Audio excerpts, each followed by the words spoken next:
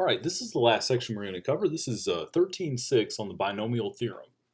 Now, the goal of this section is for us to be able to compute things like 2x plus 3, that's a binomial, raised to a power, and to be able to get this kind of information out of it.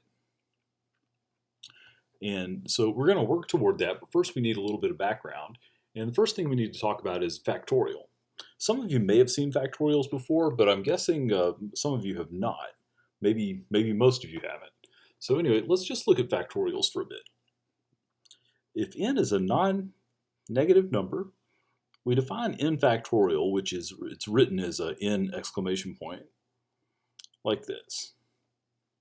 So let me just do a few examples. Like if you have, say, 5 factorial, what that is, it's 5 times 4 times 3 times 2 times 1. If you multiply that out, it's 120. Or 3 factorial is just 3 times 2 times 1, which is 6. And that's all that this says up here. N factorial is n times n minus 1 times n minus 2, and until you get down to 1. And if n is equal to 0, the n factorial is just defined to be 1. So the thing about factorials is they grow really fast. Let me give you an idea. Over here, 5 factorial is 120. So 6 factorial, that's 6 times 5 times 4 times 3 times 2 times 1. That's 720. 7 factorial. Now, I can take a bit of a shortcut here. It's 7. Instead of multiplying by 6, 5, 4, 3, 2, 1, I can just go ahead and say it's 7 times 6 factorial. And this takes care of all the rest of these digits here. So it's going to be 7 times 720, which I believe is 4030. 7 times 720, 5040. I'm a little rusty on this. I haven't been doing my factorials lately. But so 8 factorial is going to be 8 times 7 factorial. So that's 8 times 5040. So multiply that times 8, I get 40,320. So factorials just keep getting bigger and bigger. I've got a fact down here. It says for any integer n greater than 1, we have that n factorial is equal to n times n minus 1 factorial. We've been using that up here. Some interesting trivia about factorials. The biggest factorial that most calculators can do is 69 factorial.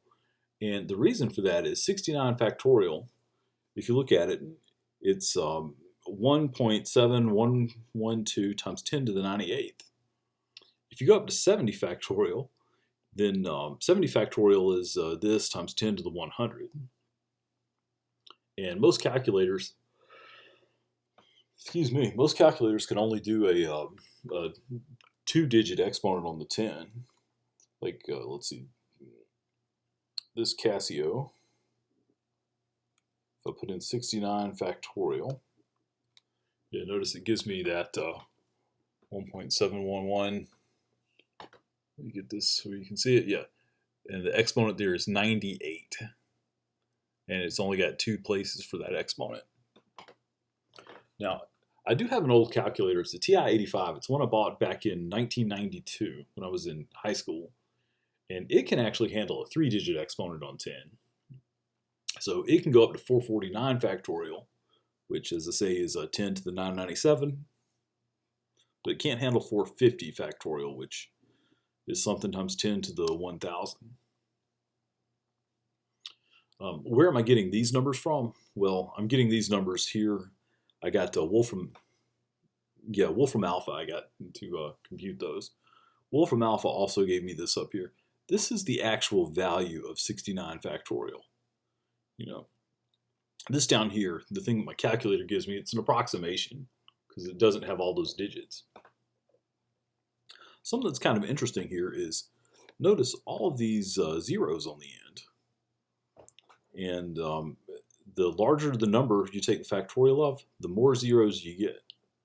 The reason is you're multiplying all these things together, and um, every time you go past a number every time if you're looking at the factorials, like 2 factorial, 3 factorial, 4 factorial, 5 factorial was 120. If I do 9 factorial, 9 factorial is 362,880.